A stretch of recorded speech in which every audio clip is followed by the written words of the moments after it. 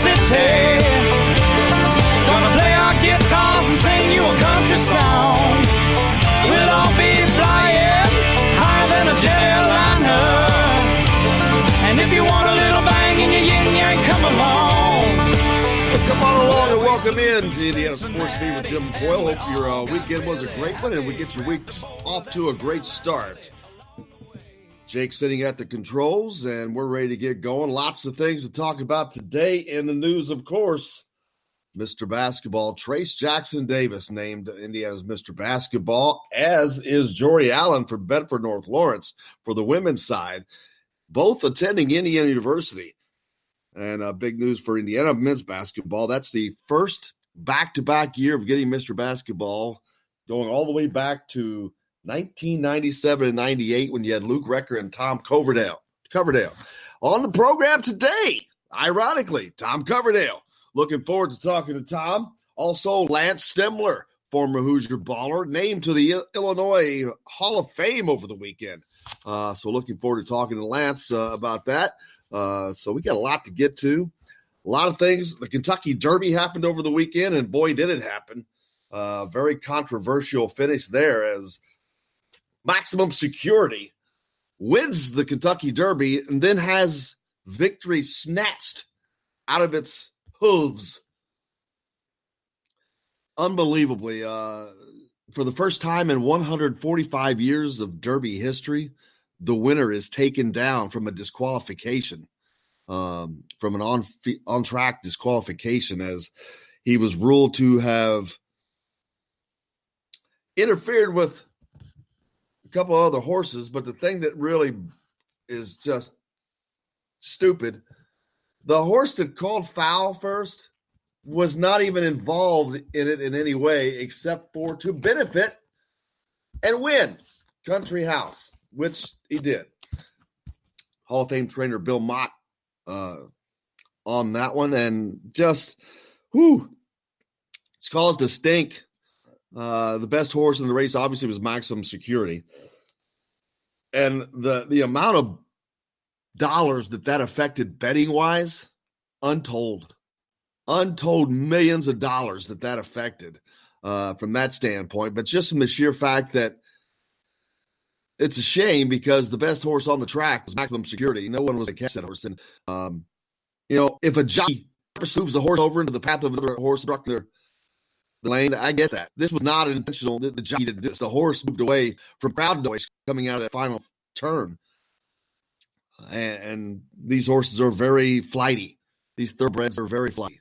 And got all these people there. It's a very, very, very unfortunate situation. Wow. You train, you work all those years, and you win the Kentucky Derby only to have it taken away from you by a couple of stewards. Hit us up on the text line. Let us know what your thoughts on everything are today. 812-269-6367. Coming to you, of course, from the Golf Club at Eagle Point Studios.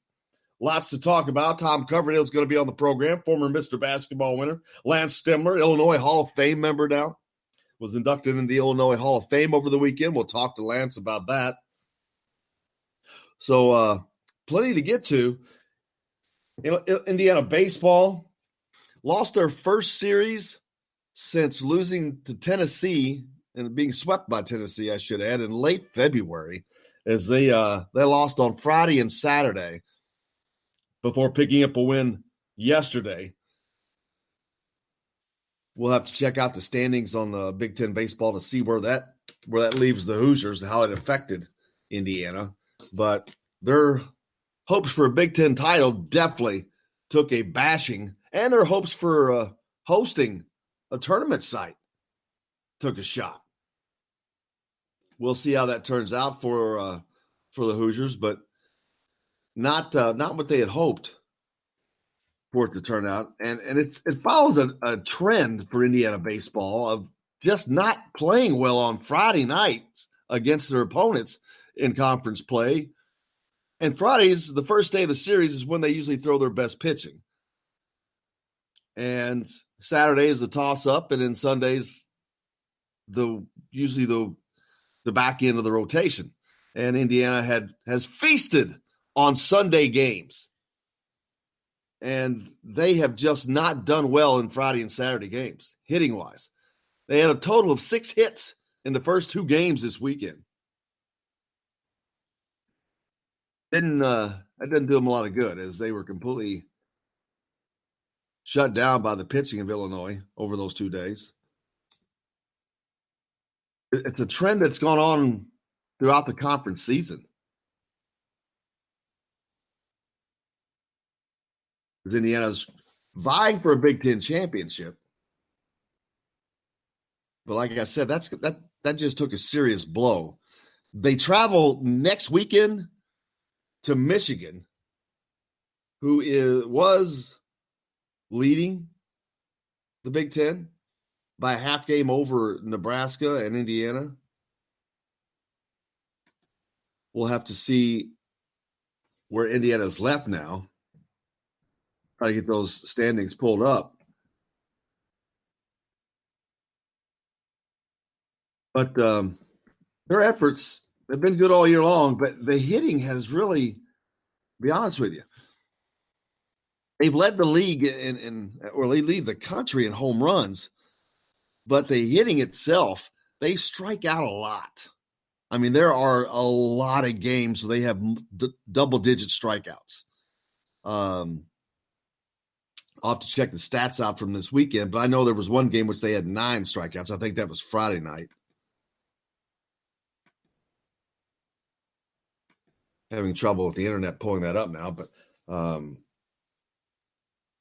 the hitting has just been kind of weird for Indiana. They lead the country in home runs, but they don't do well just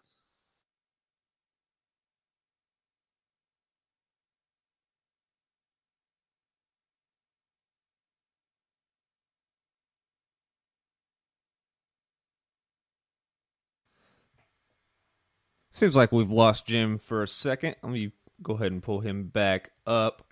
Yeah, it does seem like it's weird how the hitting is different on those different days.